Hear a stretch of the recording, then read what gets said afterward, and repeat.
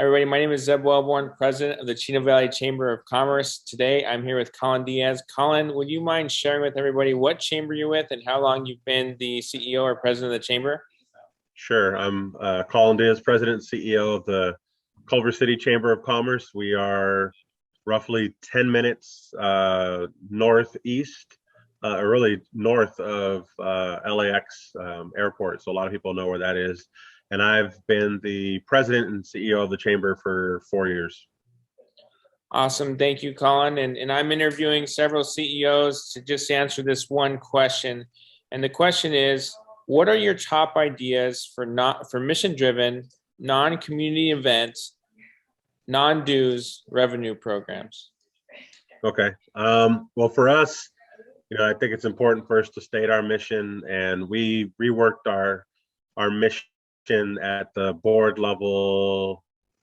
Ironically, it was at the very end of 19. Little did we know that the timing was pretty accurate for what we were going to deal with during the pandemic. And so it was a catalyst of business growth and expansion, a connector of people, ideas, and resources, and a champion of strong community. And we try to tailor all of our programming, non-dues and otherwise, through that funnel. And so lately, it's really been, we're looking at what are the biggest challenges that are impacting our business community. And for us, there's really three that have been two that have been around for quite a while and one that's recent. And the two are housing, the crunch of housing. Mobility has been a major one. So from parking to getting to and through our city. And then the one that's grown recently has been a qualified workforce. And so we're launching a program, Hire Culver, was our non-dues revenue generating kind of non-community event centric solution to this, because it really touches on all three. So for Hire Culver, similar to a Monster Career Builder, but it would be a platform that the chamber would essentially host, and it would be open to all Culver City residents. There'd be some small nominal fee so that there was a pay to play. It was some skin in the game for folks. But we're really working with our large and mid-sized employers about flying positions on there. So they would become partners of ours. And what we would ask is that the positions that they have that are available, that they would run them on our platform for anywhere from 1 to 3 weeks before it goes to the general market. And the reason for that is multifaceted. One, if they're able to find, so we don't want them to dumb down any of their job postings. We don't want them necessarily to, make allowances or acceptance and accept less than candidates. But in the scenarios where there are candidates that fit, if they get a good opportunity to interview for those positions, if they're hired, a number of things happen. One, housing is already solved because they live in Culver City. Two, mobility is solved because they're going to be traveling a lot less distance, and maybe there's alternative modes to get to and from work. And three, statistically, you can find it in Forbes magazine, you can find it in Fortune. LAEDC even did a study on it in the past, that those that have the shorter commute to work tend to have a longer tenure with the organization. So it's good all the way around. And then from the chamber, we're addressing the housing challenge, we're addressing mobility, and we're addressing this growing challenge, which is qualified workforce and getting people, motivated. It sounds weird, but getting people motivated to actually come to and consistently be at work. Yeah, great. So let me ask you a couple of questions about those three programs. You mentioned kind of three different things that you're working on. When it comes to your Hire Culver workforce, it sounds like how are you generating revenue from that? So some of the revenue is coming, a steady stream is coming from the end users, which would be the employees, and that's nominal. A larger portion is going to come through the marketing and advertising piece. So you figure, we have retail members that obviously would want to get in front of people that are going to be going back to work, that need to refresh their wardrobe and those things. And then the bigger piece is going to be through the employers. So initially, there may not be a fee for them to participate, but over time, there'll be that fee associated with it because it benefits them too to have qualified local tenured employees, and that's something that we'd be able to provide through this program. Great. And I've been working on some similar programming here myself, and I'm curious to know, like you mentioned the nominal fee, you're getting employees invested. I see the challenge for us currently is we have to get businesses on board. You have to get the job seekers on board, and you ask the businesses to allow the opportunity to work with those businesses, and then coordinating that is also a big challenge. So how do you navigate that? So over time, this would lead to an additional, I mean, initially it would be within our staff, but over time we would have a dedicated person that was running, said platform.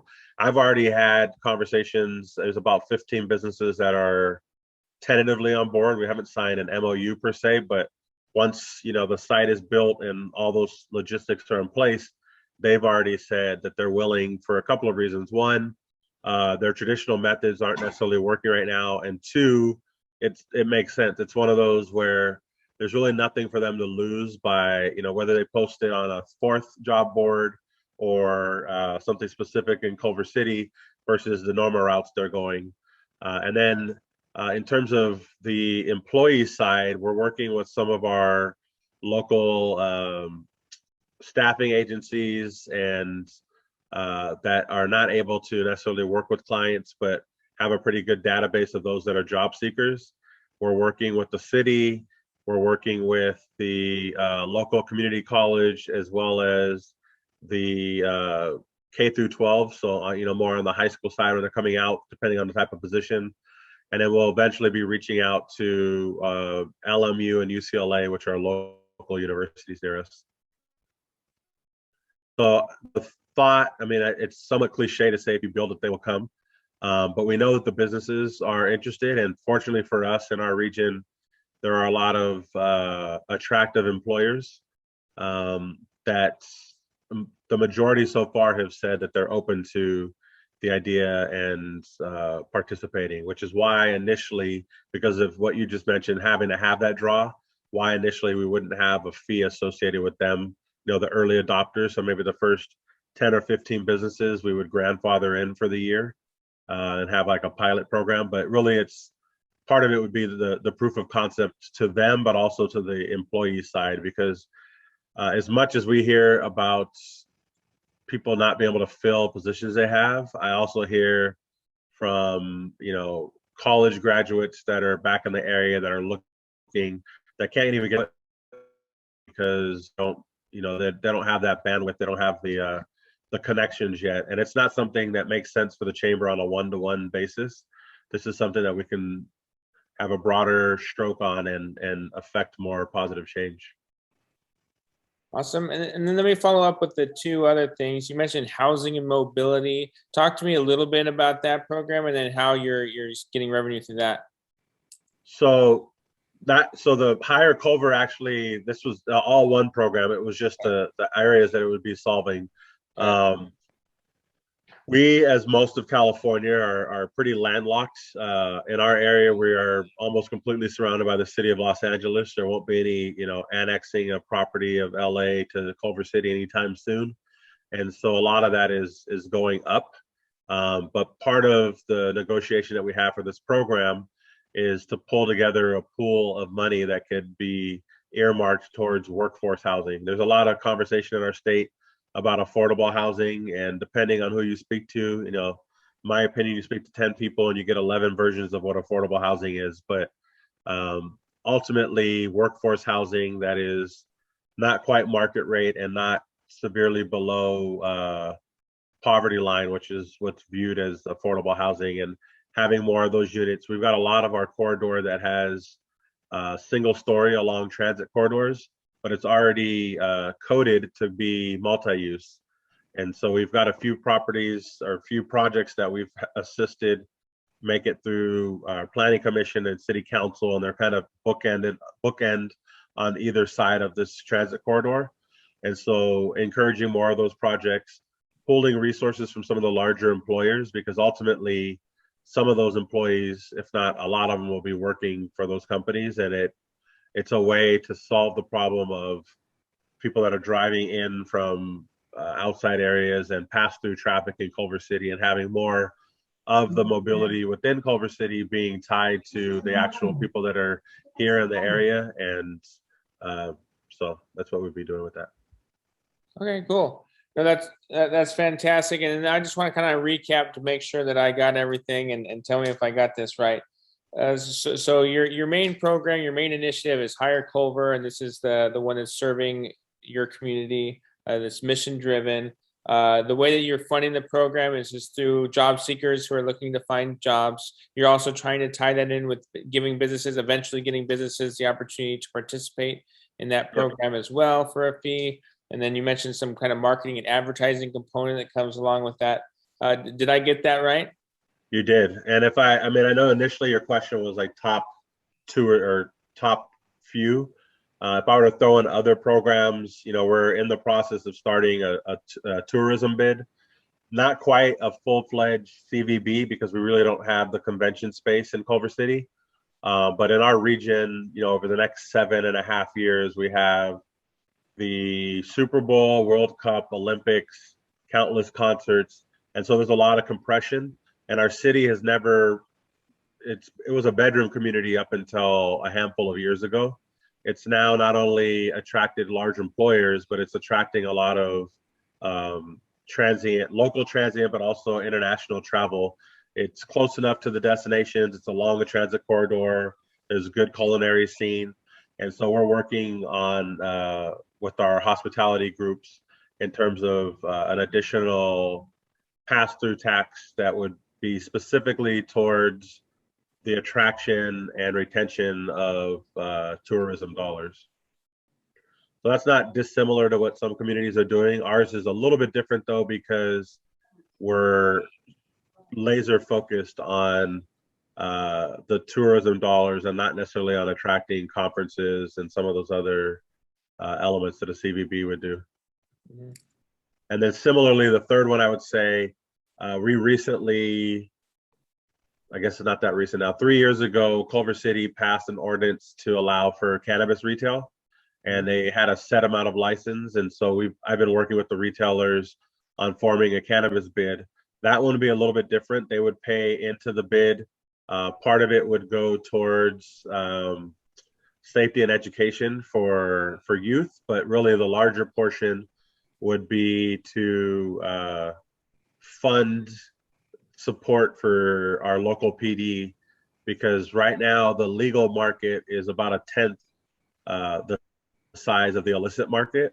Mm-hmm. And if you have a conversation with most law enforcement, they do what they can, but it's like whack-a-mole. And, one closes down and then another location pops up. And as long as that consistently happens, one, the city, the county, the state won't realize the real revenue that could come from this as a business. And two, there's a lot of negative impacts of having an illicit market where you're not tracking, from the beginning of cultivation to end user, and can, factor in how much, and I mean, all the safety concerns. So that one is one that we're doing as a safety component, but it'll also be a revenue generator because the chamber will be the operator of the bid as well. So we will be contracted to deliver those services. And how we keep the headache down on our end, there's that have done this work, and we would essentially have a revenue share with them. We would hire them to do the work. We would be the official on it, if you will, but they would be contracted in terms of the operation piece. I'm sorry, cut out there for a second. When you talked about who would you contract that with? So there are companies that have already, similar to the tourism, there's companies that handle that. We would hire one of those companies that have, expertise in the field, that have done this work. And our revenue generation would be more of a pass-through. I mean, we would be the entity on record, if you will, but we wouldn't, go out there and try to figure it out on the fly. We would have professionals in the space that would do the work. We would convene the meetings and be essentially the record holder for convening the meetings and things of that nature. But we would have outsourced for the actual operational piece. Okay, and then so just to recap on that one, so it's the cannabis companies that are funding that. Correct. So they would be part of a voluntary bid assessment, if you will. Got a voluntary assessment amongst all the cannabis organizations, and then you take those funds and you work to try to solve the safety issues, try to shut down those illicit or illegal Yes and no. So organizations. Yeah. our local police already has looked at this problem, and they've identified if we were going to do this, it would be another officer or two that would be dedicated to it. They don't have the budget, nor was it earmarked for them. So this money would pay for that as part of it. It would also be an educational piece if there were things that needed to be shared with, K through 12, for example. And then the third part would be there would not be a marketing component tied to this one in terms of for them. That would be on their own. Mhm. But those were the two buckets that we would solve there. Okay, and then you mentioned the market. Just in your last example of the Hire Culver, Yep. when you say marketing and advertising, how does that look like? How does that generate revenue for you guys?